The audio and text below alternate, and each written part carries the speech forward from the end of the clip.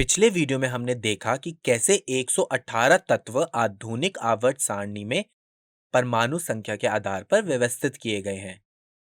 आइए अब एक एक करके आधुनिक आवर्त सारणी के रोचक तथ्यों के बारे में बात करते हैं। सारणी में ऊर्ध्व स्तंभ को समूह कहते हैं, जिसे इंग्लिश में ग्रुप कहते हैं, और क्षैतिज पंक्तियों को आवर्त कहते हैं, जिसे इंग्लिश में पीरियड्स कहते हैं। इन समूहों को और आवर्तों को क्रमांकित किया गया।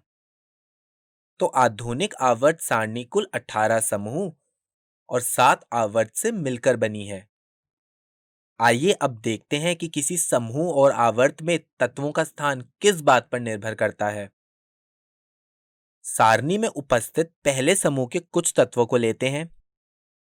चलिए इन तत्वों के नाम सोचिए। लिथियम, सोडियम, पोटेशियम और रुबिडियम, जिनके इलेक्ट्रॉनिक विन्यास कुछ इस प्रकार हैं। क्या आप इनके इलेक्ट्रॉनिक विन्यास में कोई समानता देख पा रहे हैं? जी हाँ, आप देखेंगे कि इन सभी तत्वों के बाहरी कोश में संयोजकता इलेक्ट्रॉनों की संख्या समान है, जो कि है 1। इसे और अच्छे से समझने के लिए एक और समूह के तत्वों को देखते हैं। दूसरे समूह के तत्वों को लेते हैं, जिनके इलेक्ट्रॉनिक विन्यास कुछ इस प्रकार हैं। इनमें भी आप देखेंगे कि सभी तत्वों के बाहरी कोश में संयोजकता इलेक्ट्रॉनों की संख्या समान है, जो कि है 2। इससे पता चलता है कि एक समूह के बाहरी कोश के इलेक्ट्रॉन समान इलेक्ट्रॉनिक विन्यास को दर्शाते हैं।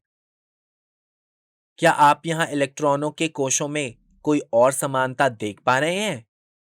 आप देखेंगे कि ऊपर से नीचे आने पर तत्वों में कोशी की संख्या बढ़ती जा रही है। तो यहां से हम निष्कर्ष निकाल सकते हैं कि एक समूह में ऊपर से नीचे आने पर कोश की संख्या बढ़ती जाती है। इस प्रवृत्ति को आवर्त में भी चेक करते हैं।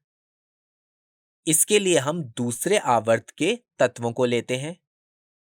ध्यान से देखें, आवर्त में संयोजकता इलेक्ट्रॉन अलग-अलग हैं, पर कोशी की संख्या समान है। तो यहां से हम निष्कर्ष निकाल सकते हैं कि आवर्त में कोशी की संख्या समान रहती है। इस बात को याद रखिएगा, क्योंकि ये बाद में बहुत काम आने वाली है। चलिए अब हाइड्रोजन के स्थान की कमी का जवाब पता लगाते हैं। आधुनिक आवर्त सारणी में हाइड्रोजन का स्थान अनिश्चित रहता है, क्योंकि हाइड्रोजन सारणी में पहले समूह और 17वें समूह दोनों के समान गुणधर्मों को दर्शाता है। पर कैसे, इसके बारे में हम आगे की कक्षाओं में विस्तार से चर्चा करेंगे। अभी के लिए आप जान लें कि हाइड्रोजन को बहुत ही विशेष तत्व के रूप में माना जाता है और सारणी में सबसे ऊपर अकेले रखा जाता है। चलिए अब एक प्रश्न करते हैं। प्रश्न को ध्यानपूर्वक पढ़ें और सही जवाब सोचें। थोड़ी देर के लिए वीडियो को रोक लें। उत्तर देखते हैं। चलिए मैं आपको एक हिंट देता हूं। इस प्रश्न का हल हम इलेक्ट्रॉनिक विन्यास की मदद से ढूंढेंगे। तत्वों के इलेक्ट्रॉनिक विन्यास कुछ इस प्रकार है।